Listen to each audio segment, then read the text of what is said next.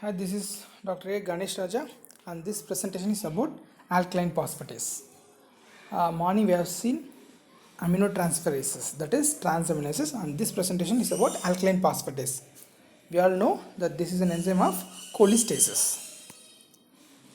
Introduction is a group of isoenzymes present throughout the body. The isoenzymes are primarily from liver. The next common sources are bone, placenta, small intestine, and kidney. So, the other source from which you can get elevated alkaline phosphatase are from the bone. This you have to remember. And other causes are placenta, small intestine, and kidney very rarely. A peculiar note has to be done that patients with O and B blood group can have elevated ALP after a fatty meal. This is due to the release of alkaline phosphatase from the small intestine. It is for this reason that certain physicians may ask you to do ALP in a fasting state, particularly if you belong to blood group O or B. Adolescents can have twice that of the normal value of adults because of the bony growth, which can cause increase in the alkaline phosphatase. Low ALP, that is low alkaline phosphatase, this is commonly seen in Wilson's disease. That too, when the Wilson's presents to us with a episode of hemolysis or acute liver failure. This is because of the displacement of the zinc by the copper that accumulates in Wilson, therefore reducing the level of alkaline phosphatase. Elevated ALP, that is elevated alkaline phosphatase, we have to first fractionize the isoenzymes to know the source, or else go for GGTP, that is gamma glutamine transpeptidase, and 5-nucleotidase.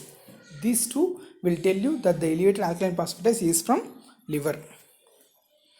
So the causes of cholestasis can be broadly classified into intrahepatic and extrahepatic, and this extrahepatic can be further classified into intrinsic and extrinsic. So first we will look at the causes for intrahepatic cholestasis. Drugs. The bland cholestasis is produced by steroids, that is anabolic steroids and estrogens. And cholestatic hepatitis is produced by AC inhibitors and antimicrobials, commonly amoxicillin clavulanic acid, that is co-amoxiclav, and ketoconazole.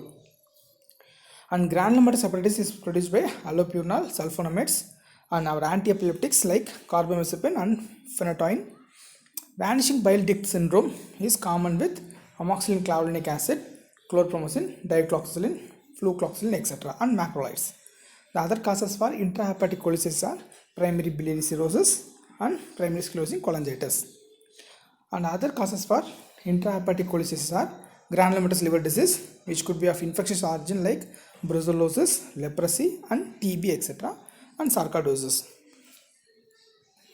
Other causes are Crohn's disease and viral hepatitis. Almost all the viral hepatitis from A to E, A, B, C, D, E can cause cholestatic picture. And two peculiar viruses like cytomegalovirus and Epstein-Barr virus can result in cholestatic picture. And there are some familial disorders like benign recurrent intrahepatic cholestasis and progressive familial intrahepatic cholestasis. And malignancies and hepatocellular carcinoma are common causes for intrahepatic cholestasis. Apart from this, you have the infiltrative liver disorders like amyloidosis and lymphoma, etc. Coming to the extrahepatic causes for cholestasis, this could be broadly classified into extrinsic and intrinsic. Extrinsic, something outside the biliary duct obstructs the flow of bile. So, gallbladder cancer, malignancies, and metastasis, and Mirror syndrome, where a stone lodged in the cystic duct compresses the biliary duct and causes cholestatic picture, pancreatic cancer, etc., and pancreatitis. And intrinsic causes in the form of AIDS, cholangiopathy, ampullary cancer, and Ascaris lumbricoides, autoimmune pancreatitis, and these are other causes for intrahepatic causes for intrinsic causes for cholestasis.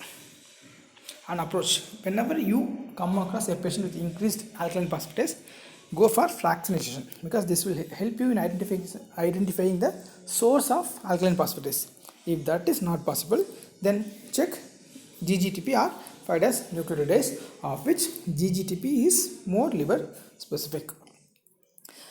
Then you have to go for And when you have considered, when you come to the conclusion that the increased ALP is of liver origin, then you have to imagine the image. We go for radio imaging the biliary tree. When there is dilated intrahepatic biliary radicals, there is extrahepatic obstruction. When there is no dilatation, it indicates the patient has intrahepatic causes. As with any other disease, you have to get a detailed history regarding the drugs, because we have seen in the earlier slide that most of the drugs can produce cholestatic pictures. And PBC you have to consider when the patient is a middle-aged female and who is positive for anti-mitochondrial antibodies. And primary sclerosing cholangitis you have to suspect when the patient is a young man who have concomitant inflammatory bowel disease, because primary sclerosing cholangitis is commonly associated with ulcerative colitis. And granulomatous disorders you can suspect when the patient has elevated ACE level, that is angiotensin converting enzyme levels. And Epstein-Barr virus and cytomegalovirus has to be considered in the clinical scenario. And these two conditions, primary progressive familial intrahepatic cholestasis and benign recurrent intrahepatic cholestasis. So this is the algorithm. First you have to fractionate or measure the GGTP or Fibrosis nucleotide. If it comes at bony origin, leave it. If it comes as liver origin, then you have to check the drug list by getting a detailed history and check AMA level, ACE level, right upper quadrant ultrasound. When AMA is positive, ACE levels are elevated, you have to go for liver biopsy. When the bile ducts are dilated, you have to go for ERCP or CT. ERCP will help you in putting a stent and relieving the obstruction also. Thank you.